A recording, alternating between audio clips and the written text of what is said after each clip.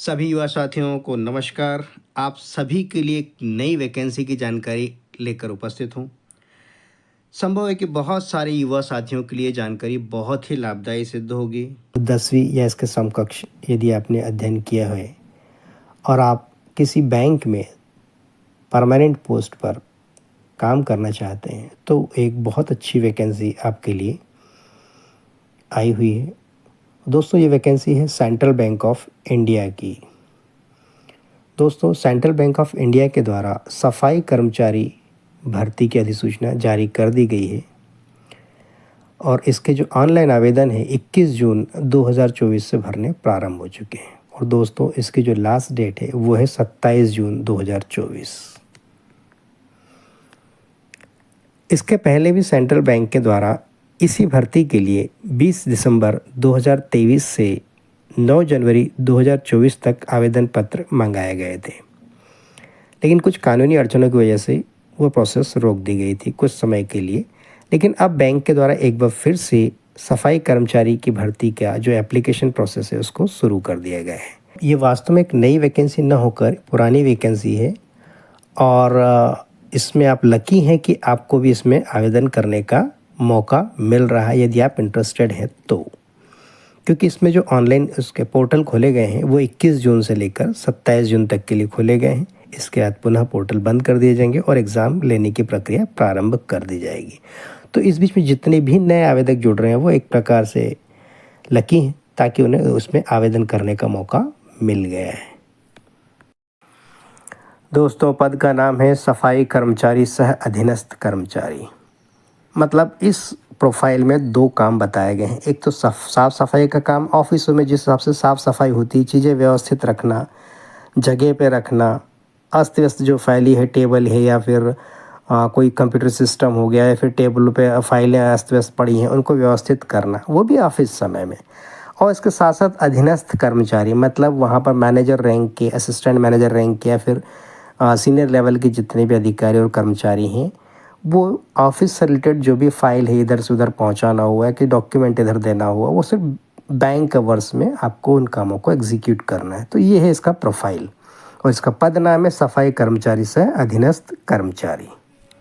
कुल पदों की संख्या 484 है। इसमें अनरिजर्व कैटेगरी के लिए 218 पोस्टें हैं, EWS कैटेगरी के लिए 48 पद हैं, वहीं SC कैटेगरी के लिए 62 पद, ST कैटेगरी के लिए 42 पद और OBC कैटेगरी के लिए 114 पद हैं। तो इस तरह 484 पदों के लिए वैकेंसी है। इसमें स्टेट वाइज अगर हम बात करें तो MP में, छत्तीसगढ़ में, राजस्थान में, उड़ीसा में, गुजरात में, उत्तर प्रदेश में, बिहार में, झारखंड में, महाराष्ट्र में और दिल्ली में अलग अलग unreserved EWS, SC, ST, OBC आदि की वैकेंसीज बताई गई है, जिनकी संख्या 484 है, जिसे विज्ञप्ति में देखा जा सकता है। विज्ञापन के पेज क्रमांक 5 और 6 में जो मेंशन किया गया है, उम्मीदवार की जो शैक्षणिक योग्यता है न्यूनतम 10वीं कक्षा उत्तीर्ण या उच्चतर माध्यमिक कक्षा उत्तीर्ण अथवा समकक्ष परीक्षा उत्तीर्ण होना चाहिए। कहने का मतलब ये है कि इसमें 10th पास होना चाहिए। दोस्तों, इसमें जो समय सारणी दी हुई टेंटेटिव, उसके हिसाब से 21 से 27 जून तक आवेदन को पुनः भरा जा सकता है। जो नए आवेदक हैं वो भर सकते हैं और पुराने आवेदकों को आवेदन भरने की आवश्यकता नहीं है। इसी अवधि तक फीस भी जमा की जा सकती है, एग्ज़ाम फीस। परीक्षा के पूर्व ट्रेनिंग प्रशिक्षण के लिए जो आवेदन पत्र डाउनलोड करना है जुलाई 2024, परीक्षा पूर्व प्रशिक्षण जो है जुलाई 2024 में स्टार्ट होगा। ऑनलाइन परीक्षा के लिए प्रवेश पत्र डाउनलोड करना जुलाई या अगस्त 2024 में होगा। ऑनलाइन परीक्षा का आयोजन जुलाई अगस्त 2024 में हो जाएगा। वहीं ऑनलाइन जो आप एग्ज़ाम दे चुके हैं उसका जो रिज़ल्ट आएगा वो अगस्त 2024 तक आ ही जाएगा। और वहीं लोकल लैंग्वेज की जो एग्ज़ाम होगी अंचलवार, जो कि रीजन वाइज होगी, उसकी जो एडमिट कार्ड इशू होंगे वो सितंबर महीने में होंगे। स्थानीय भाषा का जो एग्ज़ाम होगा वो भी सितंबर महीने में ही हो जाएगा और जो अंतिम चयन होगा आपका अक्टूबर महीने में हो जाएगा। तो कुल मिला के कहने का मतलब ये है कि अक्टूबर तक फाइनल सिलेक्शन की प्रोसीजर कंप्लीट हो जाएगी। अतः जो आवेदक अभी इसमें आवेदन करना चाहते हैं वो अक्टूबर माह में चयनित हो जाएंगे। जो उम्मीदवार इसमें आवेदन करना चाह रहा है उसकी आयु 31 मार्च 2023 को 18 वर्ष से लेकर 26 वर्ष के बीच होनी चाहिए। ध्यान रखें दोस्तों, उम्र की गणना जो की गई है वो 31 मार्च 2023 की स्थिति में की गई है। तो मिनिमम एज 18 वर्ष और मैक्सिमम एज 26 साल के बीच होनी चाहिए। अब इसमें कुछ श्रेणियों को आयु सीमा में छूट दी गई है। सामान्य वर्ग को कोई छूट नहीं है। अनुसूचित जाति और जनजाति के उम्मीदवारों को 5 वर्ष की ऊपरी आयु सीमा में छूट दी गई है। वहीं अन्य पिछड़ा वर्ग के जो नॉन क्रीमी लेयर के कैंडिडेट हैं उनको 3 वर्ष की छूट दी गई है। दिव्यांग व्यक्तियों को अधिकतम 10 वर्ष की छूट दी गई है। भूतपूर्व सैनिक और भूतपूर्व दिव्यांग सैनिकों को भी जो छूट है वो दी गई है। वहीं विधवा और तलाकशुदा महिलाओं को भी नियमानुसार छूट दी गई है। इन पदों के लिए जो आवेदन पत्र का जो शुल्क है वो सामान्य श्रेणी, ओबीसी श्रेणी और ईडब्ल्यूएस श्रेणी के लिए 850 रुपये का एप्लीकेशन फ़ीस या आवेदन शुल्क है, जो कि कहीं ना कहीं थोड़ा ज़्यादा ज़रूर है। और वहीं एससी, एसटी, पीडब्ल्यूबीडी और ईएसएम, पीडब्ल्यूबीडी यानी दिव्यांग कैंडिडेट्स और ईएसएम यानी एक्स सर्विसमैन, तो इस कैटेगरी के लिए इन्होंने जो आवेदन शुल्क मांगा है वो है 175 रुपये का आवेदन शुल्क मांगा गया। अब आवेदन शुल्क किस माध्यम से भुगतान करेंगे? तो दोस्तों इसमें आवेदन शुल्क का भुगतान केवल और केवल ऑनलाइन माध्यम से ही किया जाना है। कुछ ही दिनों के भीतर 10वीं और 12वीं और स्नातक स्तर पर पोस्ट ऑफिस में जीडीएस के पद, रेलवे की एनटीपीसी परीक्षा और एसएससी एमटीएस एवं एसएससी सीजीएल स्तर एग्जाम और भी कई सारी वैकेंसियां आ रही है।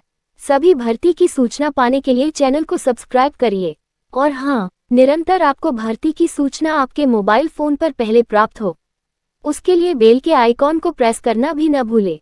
धन्यवाद। दोस्तों बात कर लेते हैं वेतनमान के बारे में कि सैलरी कितनी मिलेगी प्रति माह। तो दोस्तों इसमें 19,500 रुपये आपको बेसिक सैलरी दी जाएगी। मूल जो सैलरी है वो है 19,500 रुपये। इसके अलावा कई सारे भत्ते हैं।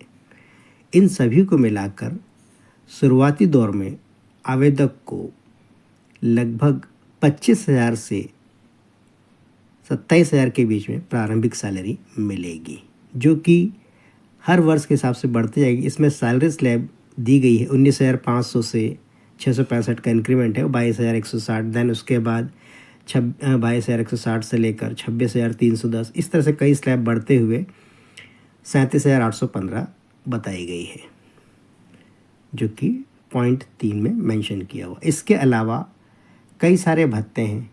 ये एक ऑनलाइन एग्ज़ाम होगी, यानी कंप्यूटर बेस्ड टेस्ट होगा, जो कि IBPS यानी institute of banking personal selection के द्वारा लिया जाएगा।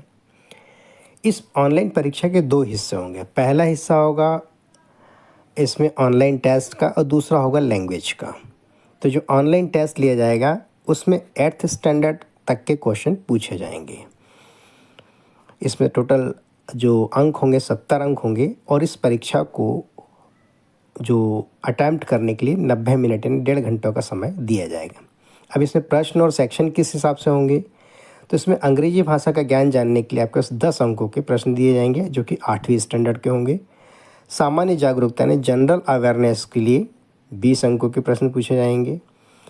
प्राइमरी लेवल का मैथमेटिक्स या अर्थमेटिक्स है ना, प्राइमरी लेवल का अंकगणित पूछा जाएगा। साइकोमेट्रिक टेस्ट यानी रीजनिंग, जो कि 20 अंकों का पूछा जाएगा और ये सिर्फ 8वीं स्तर का ही होगा। स्थानीय भाषा परीक्षण का, तो इसमें 8वीं स्तर तक की भाषा परीक्षण किया जाएगा, जो कि 30 अंकों का होगा और 30 मिनट की अवधि का होगा। ये रीजनल स्तर पर किया जाएगा। ये इस तरह से कुल मिलाकर 70 अंकों का ऑनलाइन टेस्ट प्लस 30 अंकों का भाषा का 100 अंकों की अवधि अंकों का होगा। अब आवेदन के समय राज्य और उसके संबंध में भाषा लिखी गई कि परीक्षा का माध्यम क्या होगा। तो बिहार राज्य के लिए हिंदी और अंग्रेजी, छत्तीसगढ़ हिंदी अंग्रेजी, दिल्ली एनसीटी के लिए हिंदी अंग्रेजी, गुजरात के लिए हिंदी अंग्रेजी और गुजराती, झारखंड के लिए हिंदी और अंग्रेजी, मध्य प्रदेश के लिए हिंदी इंग्लिश, महाराष्ट्र के लिए हिंदी अंग्रेजी मराठी और कोंकणी भाषा, उड़ीसा के लिए हिंदी अंग्रेजी और उड़िया भाषा, राजस्थान के लिए हिंदी और अंग्रेजी, वहीं उत्तर प्रदेश के लिए वेबसाइट और लिंक्स के बारे में तो दोस्तों डिस्प्ले पर भी इसका ऑफिशियल वेबसाइट दिखाया गया है और इसके लिंक और वेबसाइट का डिटेल डिस्क्रिप्शन में नीचे लिखा हुआ है।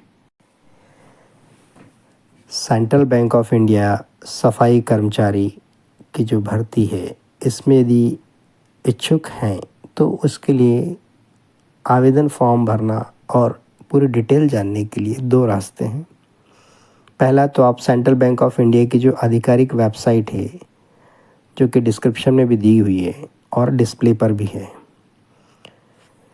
इस पर आप क्लिक करेंगे तो आप सेंट्रल बैंक ऑफ इंडिया के होम पेज पर पहुंच जाएंगे।